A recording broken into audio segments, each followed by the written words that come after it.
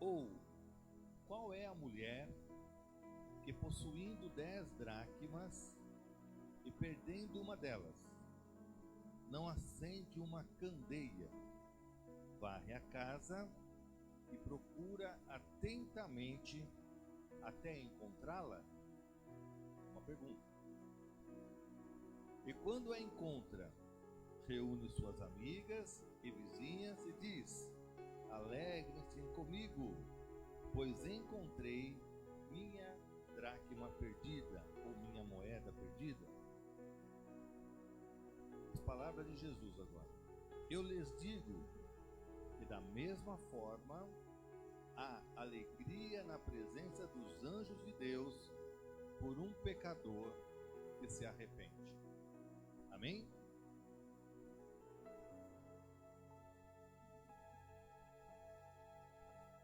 Esse capítulo 15, já preguei ele em outras ocasiões, ele é o coração do livro do Evangelho de Lucas. É considerado o capítulo das coisas perdidas. O capítulo 15 ele apresenta 3 parábolas. A parábola da ovelha perdida, a parábola da dracma perdida e a parábola do filho pródigo. Jesus, ele estava no templo pregando e os fariseus começaram a criticá-lo, porque ele andava no meio dos republicanos, dos pecadores. Interessante, né? Eu fico imaginando como que era o comportamento dos ditos fariseus ou autoridades eclesiásticas da época. Então vamos imaginar que hoje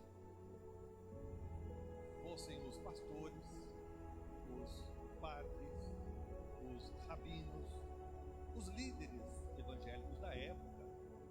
Eles, quando viam um pecador, uma prostituta, um publicano, eles deviam atravessar a rua e nem passar do lado, nem olhar para a cara deles.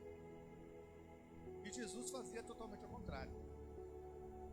Aonde ele encontrava um pecador, aonde ele encontrava um publicano, uma prostituta, um necessitado, Jesus, ele se aproximava e conversava com eles, e pregava e apresentava o evangelho do reino.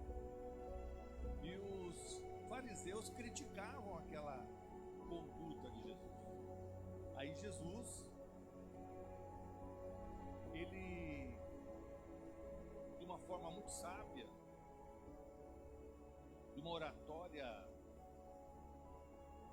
muito esperta até, ele usava as parábolas para conversar com as pessoas. E ele trouxe a primeira parábola, a parábola da ovelha perdida. Haviam 99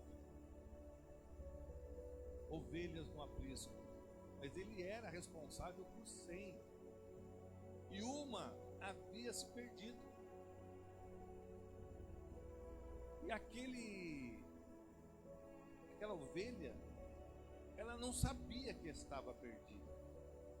É bom deixar isso bem claro. A ovelha não sabia que estava perdida. O que representa essa ovelha?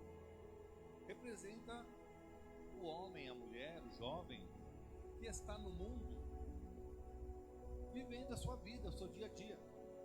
Vai para a escola, trabalha, namora, vive as suas alegrias efêmeras, suas conquistas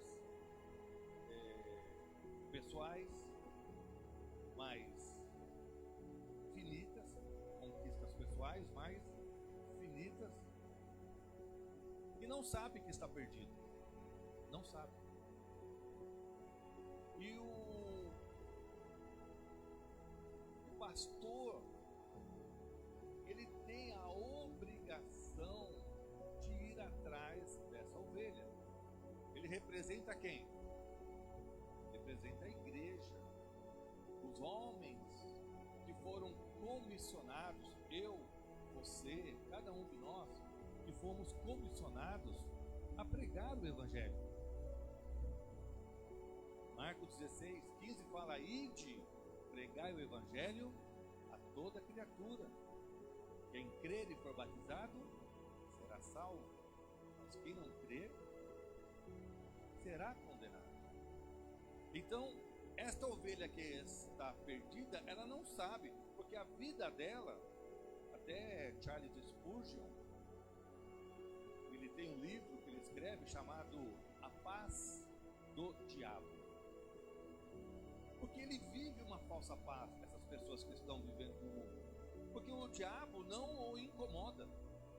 O diabo não vê nele um arqui-inimigo, não vê nele algo que vai comprometer o seu reino demoníaco. Ele já está perdido. Então ele vive uma paz. Ele prospera, casa, tem filhos, acha que está feliz, vive aquelas alegrias efêmeras, mas ele não sabe que está feliz.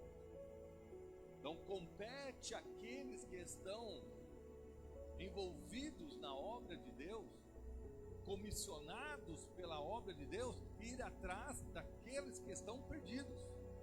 Então essa responsabilidade é minha, é do pastor Danilo, é sua, de cada um que está aqui, queridos. Quero que os irmãos compreendam isso. Você e eu somos responsáveis por essa alma que está perdida.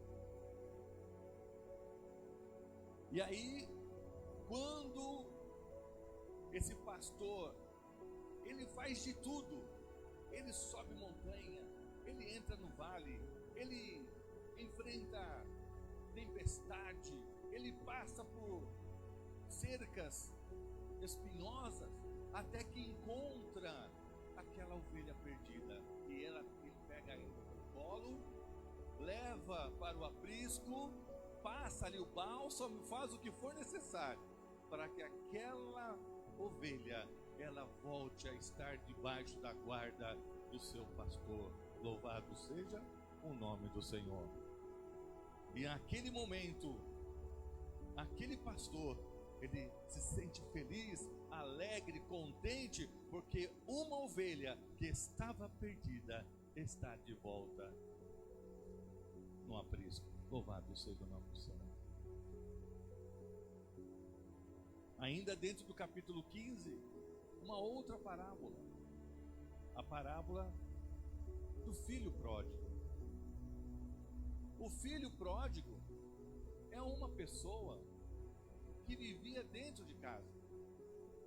Ele comia dos manjares da casa, comia e se refestelava da prosperidade do pai dele.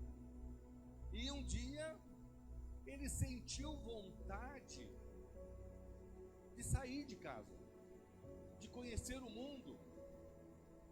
Estou olhando aqui para fora, vendo esse horizonte azul que está hoje, depois de uma chuva tremenda.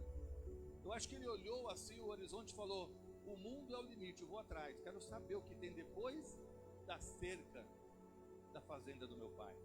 E ele pediu: papai, dá-me tudo o que me pertence, que eu vou embora. O pai, certamente muito triste, muito aborrecido por aquelas palavras, ele pega, dá para ele tudo que ele poderia levar de dinheiro, de bens que pertenciam a ele. E esse garoto foi embora mundo afora. Quem que ele representa? O homem, a mulher, o jovem que um dia participou dos nossos cultos.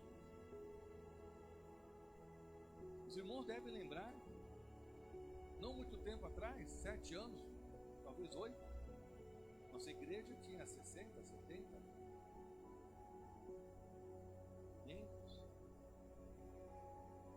E cada um foi querendo pegar a sua parte da casa do pai, pegou a estrada e começou a andar pelo mundo, cada um com o seu objetivo.